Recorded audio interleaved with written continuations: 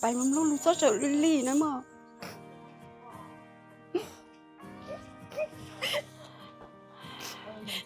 Rồi nè.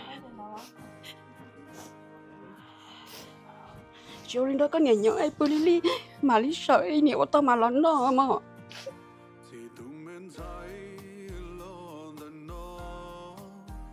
nó do cũng do Malaysia chi nó Malaysia nhẹ cũng do ý nhẹ chi và nó nói chuyện xài thế tụi bọn cái tụi sọc trong sọc cò nó dù là cái rong nành nho cứ như lúc cờ là mình nhỏ mình xài thì giờ cha là sọc rong cắm món nành nó nói này mua này nó nành lại cái gì cứ rồi xe ta xe bóng bàn này nó nành lại chỉ cho xe lù thả đi nó khi tao nhá hậu nó cái chỗ tí xe này cho nó tụi chính này cái cha thì tôi cũng như là cô trong cơn rồi thì trong cơn rồi chúng ta tạo cho nó trâu để không có chỉ lùi để cái thả đi nó có tôi mà mấy sĩ sầu một con nanh lại mấy sĩ lu có cái tên này tên gì tên này tên cha tên nhát tên nô rồi cứ chúng tí xe đời mà lúc chơi vào lúc chơi tí xe cứ làm cái hậu là cái con này là gì cái giờ tôi nó tôi hậu đây trong ta từng cứ mình nhỏ này thì cái gì thả đi nó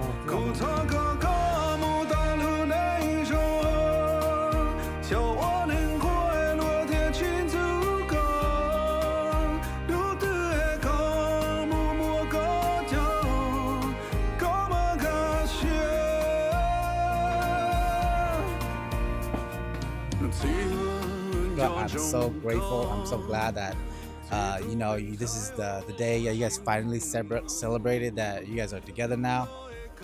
Malaya, I love you a lot. You're my youngest baby sister.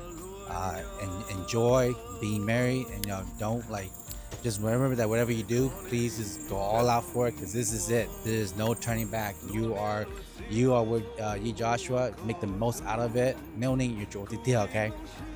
Yi Joshua, man, I love you a lot. But that's my baby sister. I know you're gonna love her. You're gonna treat her well. You're gonna take good care of her. No matter what, that we still here. We're always here for you. Okay, we're always gonna be here for you. Much love from you guys. All right, peace.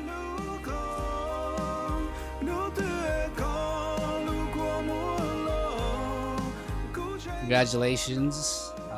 Very happy for you guys, and I hope you guys, live a long life together, love each other, and inspire each other to do well in life. So keep it up, whatever you guys are doing.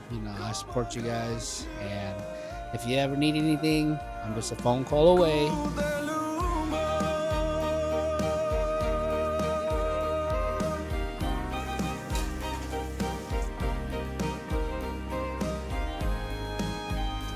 I'm rooting for you guys, and hope that next Lu and Josh hay giờ thọ có công long thế cho tự tỉnh cho okay. I know you're the baby girl, the baby sister, but you cannot always have it your way. And Josh hay giờ là thọ có cái công long thế có hay giờ thọ có với Josh bộ hay nó okay.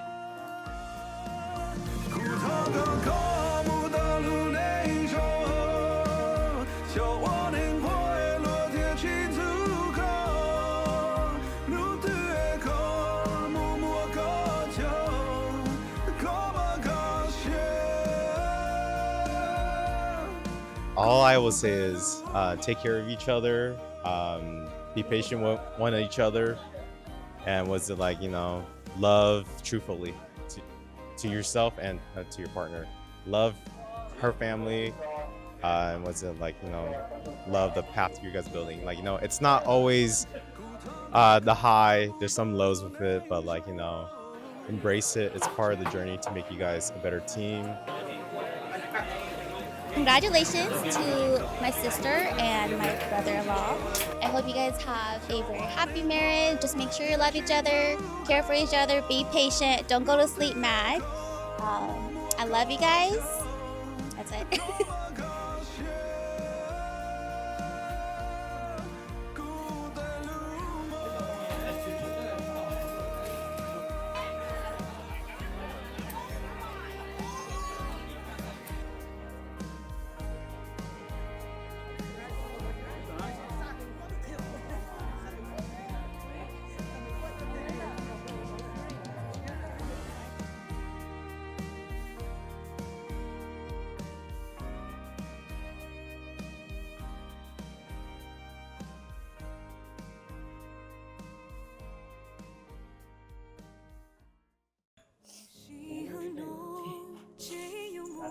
tiền mà chị muốn nó luôn à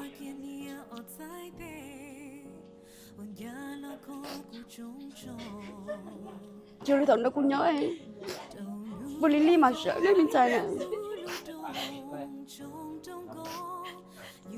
bài mong luôn luôn sợ Lily nữa mà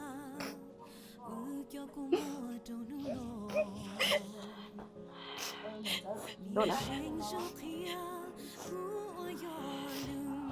chiều lên đó có nhảy nhớ ai bố Lily mà lý sợ ấy nhiều tao mà lớn đó mà một trong một nên lớn lánh một luôn luôn á bảo hãy đi chạy vô đi bảo hãy sợ đi vô anh đi vô cả tụi bọn nhau vô sớm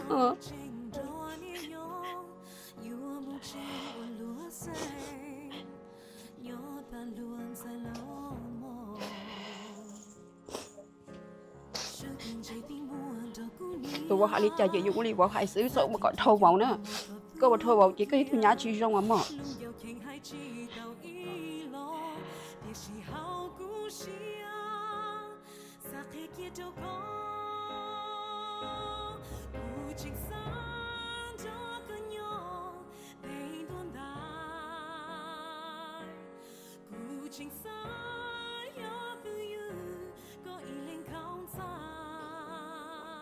như mùa du nẹp chỉ giờ lấy nhẹ cho lấy chạy vô đi lỡ vô rõ mà là tao nó chỉ giờ nhẹ nó chạy vô luôn chỉ giờ nhẹ nó mà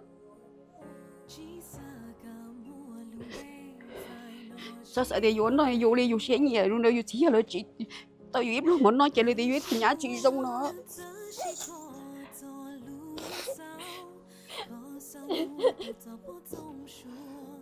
mua nhá chạy mua nhiệt chạy rồi nữa trường đó của nhớ ấy dù nên nó muốn lên lấy ngày dùng để nó xanh nhiều tao dù chỉ là khẩn nó xử trí trong liên tờ nữa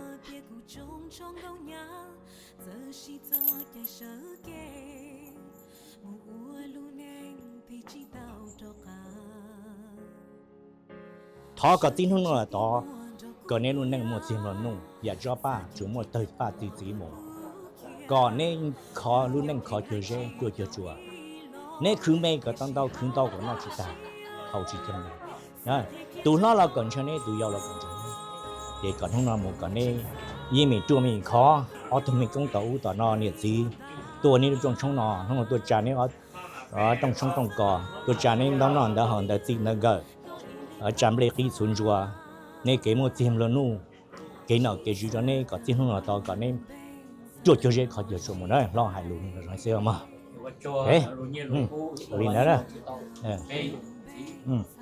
có thể tạo tao bây giờ bao nhiêu giờ là cho ta lên nó có thể lấy yon nữa họ mà lấy có là tí giả có giờ cụ tuân sai cụ dùng lúc giả còn đi vào tia nó có bỏ tao thì vào giờ tụi trong thế tụi con nhẹ thế con lúc sắp lời có thể chỉ mua thằng lại tụi sai lại tụi có thể sai vào mà nếu sử dụng tàu rồi nếu sử dụng nè có bây giờ nếu cái gì có chỉ nhau thì dùng tàu này là ngon nhau ít rau còn nếu sử dụng có cứ tao nó tao hậu với có tao như tao chia có một tu một kỳ có cụ nếu gì là cho lúc xe thì cụ tao hậu lử cụ là ngon nhau dùng nè là chẳng trong gì mua gì tao nên ta thì cụ cho xe tao này cụ cho hậu lử thì cụ mua tiền lại là do thì cụ lụt thằng nó sẽ vào thế mình giải này